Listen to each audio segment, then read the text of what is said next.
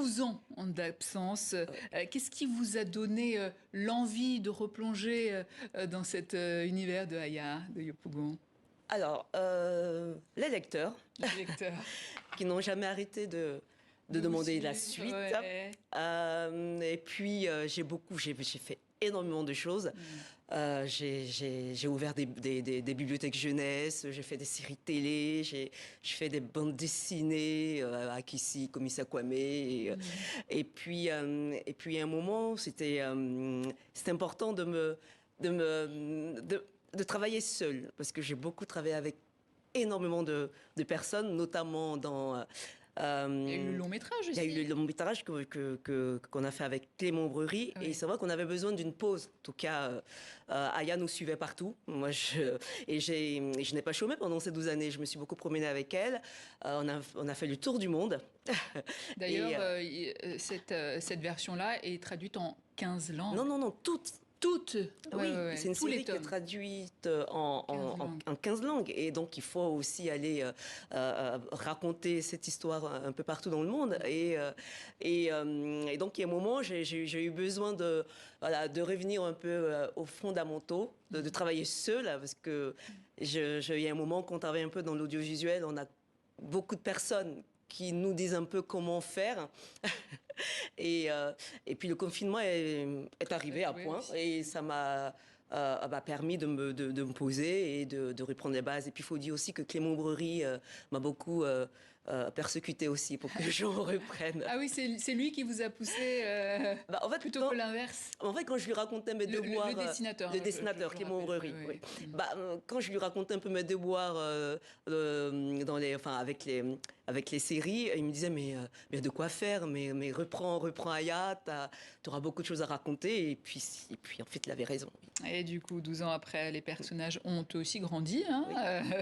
Oui. Ils sont maintenant dans leur vie de jeunes adultes avec leurs problèmes de jeunes adultes. Aya devenue étudiante, très militante, sa relation compliquée avec Didier, le magistrat, qui est amoureux d'elle. Bintou, devenue la star détestée d'une série télé à succès. Et il y a aussi l'homosexualité que vous abordez via les personnages d'Albert à Abidjan et Innocent, exilé à Paris. Pourquoi ce choix? Parce que c'est des personnages qui, surtout Innocent, vous savez que c'est le deuxième personnage le plus apprécié après Aya. Innocent. Et il plaît énormément, sa vie aussi, les gens ont besoin de savoir ce qu'il devient.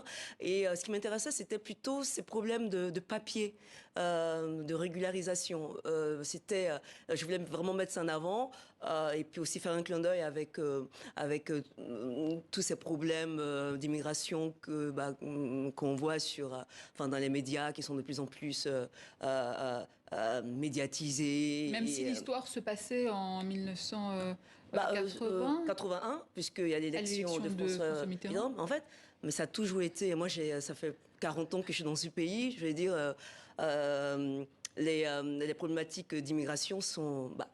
Je les ai vécues aussi il y a 40 ans. En fait. Rien n'a changé. Oui, mais en fait, peut-être que ce qui a changé, c'est le fait qu'il y a beaucoup plus de jeunes qui arrivent par la mer et quand il y a 40 ans, on n'en parlait pas beaucoup. Il y avait des immigrés, mais qui n'arrivaient pas aussi nombreux par les côtes espagnoles. C'était pas.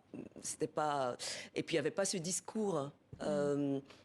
Qu'aujourd'hui on entend et que la parole est libérée dans les discours politiques aussi. Il y avait pas. Non, aujourd'hui, c'est de plus en plus facile, en tout cas, de parler de ces migrants avec haine. Il y a un discours haineux qui est là, et c'est toujours lié à l'insécurité, bien sûr, et je trouve ça vraiment dommage. Et pour moi, c'était important d'en parler, en tout cas avec Innocent. Oui. Vous-même, vous êtes arrivé à l'âge de 12 ans Oui. En France. C'est aussi votre vécu que vous nous racontez là dans vos histoires. Oui, et puis c'est le vécu de milliers d'étrangers qui arrivent dans un pays.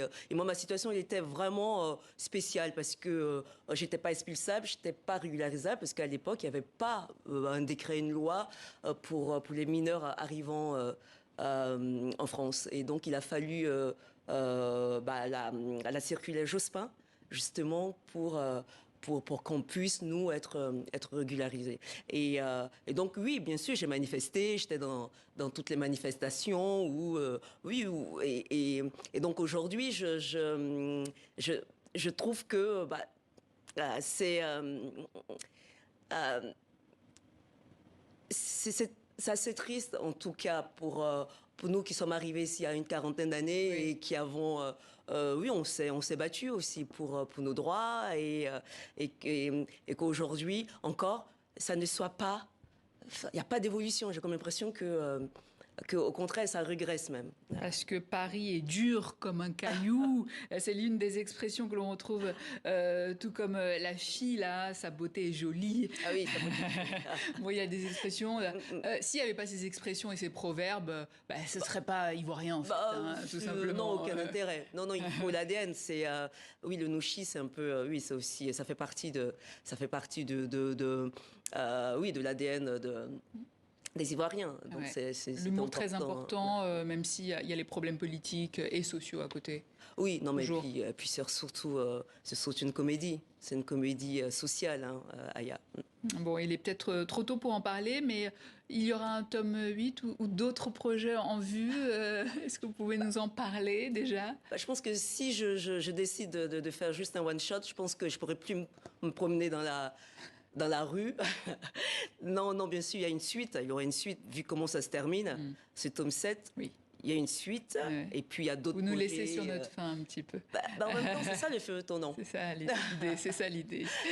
Aya de Yopougon, tome 7 aux éditions Gallimard. Merci Marguerite. Merci beaucoup, scénariste donc de la BD dessinée par Clément Aubréry.